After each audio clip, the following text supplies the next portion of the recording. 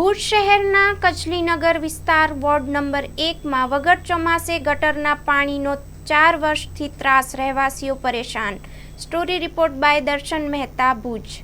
હું અહીંની રહેવાસી પ્રીતિ જોશી છું અને આ અમે તકલીફ જે તમે જોઈ રહ્યા છો એ 4 વર્ષથી છે અને આ એક ભલાઈના કારણે ઉપર પાણી ભરાય છે એનું નગરપાલિકા કે ઉપરવાળા કોઈ કાંઈ ધ્યાનમાં લેતા નથી। એની તકલીફ અમને નડી રહી છે। આ ખાડામાં જીવ જંતુ ગાયો પડી ગઈ છે, એના વિડીયો મારી પાસે છે, એ હું રજૂઆત કરીશ તમારી પાસે। અને બીજું તો આના મચ્છરો કેવા મલેરિયા, આજે વળી પાછો ડેન્ગ્યુ પાછો ઉથલો કરે છે, કોરોના આવે છે। તો આ નાના વિસ્તારો સામે ઘર છે, અમારા ઘરની ગટરો ભરેલી છે, આ જ કારણે અમારા ઘરમાં પાણી આવે છે, એટલે એના કારણે અમને ખૂબ જ તકલીફ થાય છે। તો આ 4 વર્ષથી સમસ્યા છે અને 4 વર્ષથી અમે ત્યાં જઈને નગરપાલિકામાં રજૂઆત કરી છે, ઉપર પણ કરી છે, પણ એ સાહેબોની બદલી થતી જાય છે, જે સાહેબ આવે એની બદલી થઈ જાય છે। તો એવું શું કામ થાય છે? આ પબ્લિક થકી તો આ સિચ્યુએશન આખો ચાલુ છે અને જો પબ્લિકને એ લોકો નથી સંભાળી શકતા તો એમને સીટ સંભાળવાનો શું હક છે? મારું નામ પંડ્યા વિપુલા મોહનલાલ, રહેવાસી રઘુવંશી નગર, નવી રાવલવાડી। અમે લોકો તો નવી રાવલવાડીમાં રહીએ છીએ, પણ અહીંયા મારી આ ફ્રેન્ડ પ્રીતિ જોશી અહીંયા રહે અને હું તેના ઘરે અવારનવાર આવું છું। તો આ પણ અહીંયા આવી છું અને તમે જે પરિસ્થિતિ જોઈ રહ્યા છો એ પરિસ્થિતિ અંગે મેં એને પૂછા કરી તો એ લોકો કહે છે કે અમે છેલ્લા 4 વર્ષથી આવી જ પરિસ્થિતિમાં જીવીએ છીએ એમ। અને કાઉન્સિલરોને અને બીજે બધે ઠેકાણે નગરપાલિકામાં રજૂઆત કરી છે કે આ ખાડા પૂરી નાખે। આપણે તો ઠીક કે 2 પગા માણસો છે, પણ ચોપગું માણસ ચોપું અહીંયાથી નીકળે તો રાતોરાત કદાચ કોઈને ધ્યાન હોય તો જાગૃત નાગરિકો અથવા જીવદયા પ્રેમી લોકો એને બચાવી લે, પણ રાતના જો કોઈને ખબર ન હોય તો સવારે આપણે એને જીવિત ન દેખી શકીએ। તો આપના માધ્યમ દ્વારા હું નગરપાલિકાના અધિકારીઓને એ જાણ કરવા માંગુ છું કે આ ખાડા વહેલામાં વહેલી તકે પુરાવી દે અને હવે અહીંના લોકોના રહેવાસીઓની રજૂઆત પણ તમે સાંભળી લો। આજે જ્યારે તમે આ કાળીનદી રોડ રોમાણા ટાઉનશીપ સામે જે વરસાદી પાણી માટે નિકાલ માટે જે કેનાલ ખોદવામાં આવી છે, 6 મહિના પહેલા કોન્ટ્રાક્ટરને વર્ક ઓર્ડર આપવામાં આવ્યો છે। આજ દિવસ સુધી આ કામગીરી પૂરી નથી થઈ, ઉપર પાછો વરસાદ આવી ગયો। આ અંગે અમે વારંવાર ચીફ ઓફિસરને રજૂઆતો કરી છે, કારોબારી ચેરમેનને કરી છે કે ભાઈ આ તાત્કાલિક કામ પૂરો કરાવો, પણ આ કોન્ટ્રાક્ટર દ્વારા હજી સુધી આ કામ ચાલુ કરી વળી અમે જ્યારે રજૂઆતો કરીએ ત્યારે વળી 2 દિવસ ચાલુ કરી વળી બંધ કરી નાખવામાં આવે છે। અગાઉ પણ આમાં અનેક આ તમારા મીડિયા મારફતે પણ અનેક મીડિયા પ્રેસ તમામે તમામ આની નોંધ લઈને પણ આ લોકો જાડી ચામડીના લોકો છે, એ લોકોના પેટનું પાણી પણ નથી હાલતું।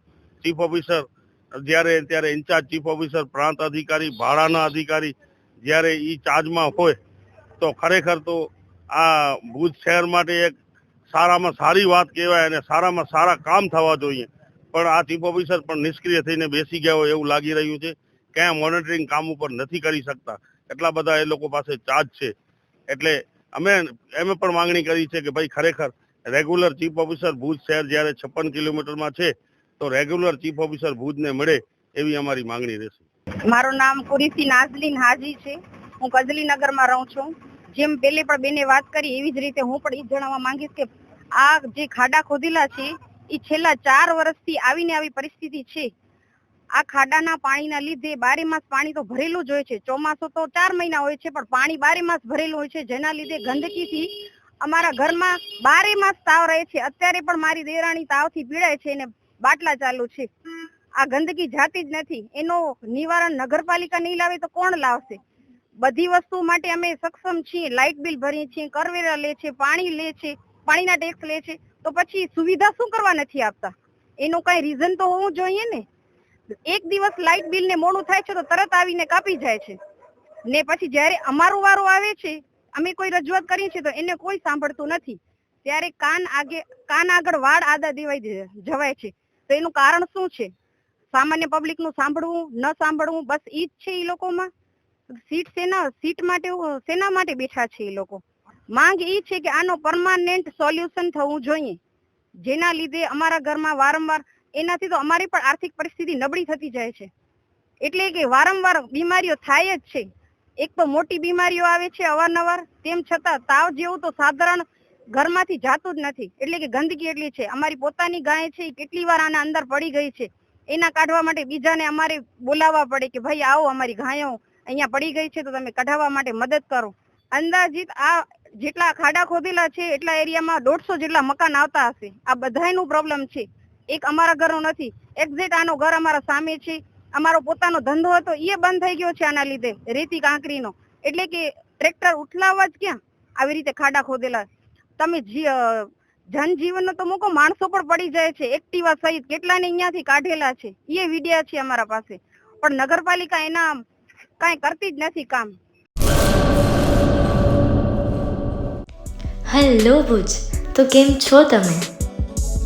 આજે હું તમને એવા શોરૂમની વિઝિટ કરાવું છું જે છેલ્લા 10 વર્ષથી કચ્છની જનતાના પ્રેમ અને વિશ્વાસથી મહેકતું લુગડા બજાર ફેમિલી શોરૂમ.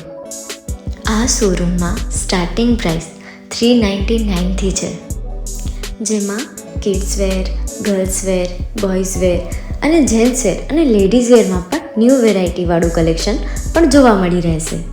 અને જેન્ટ્સ માટે વેડિંગ કલેક્શન અને કુર્તા કલેક્શન પણ બહુ જ સારું છે. એનિમલ મૂવીનો પાર્ટ 2 આવે કે ના આવે, પણ એનાથી પહેલાં અમે લઈ આવ્યા છીએ લુગડા બજાર પાર્ટ 2, જેમાં તમને કિડ્સ વેરમાં વિન્ટર વેર સમર કલેક્શનનો ન્યૂ સ્ટોક આવી ગયો છે. લેડીઝ વેરમાં પણ ન્યૂ ડિઝાઇનમાં kurti, top and coat set best price थी स्टार्ट थाय छे. तो जेंट्स वेर में भी मिल जाएगा boss. Leather, jacket, brand pants and check shirts, formal shirts, track pants पर बेस्ट थी बेस्ट प्राइस साथे.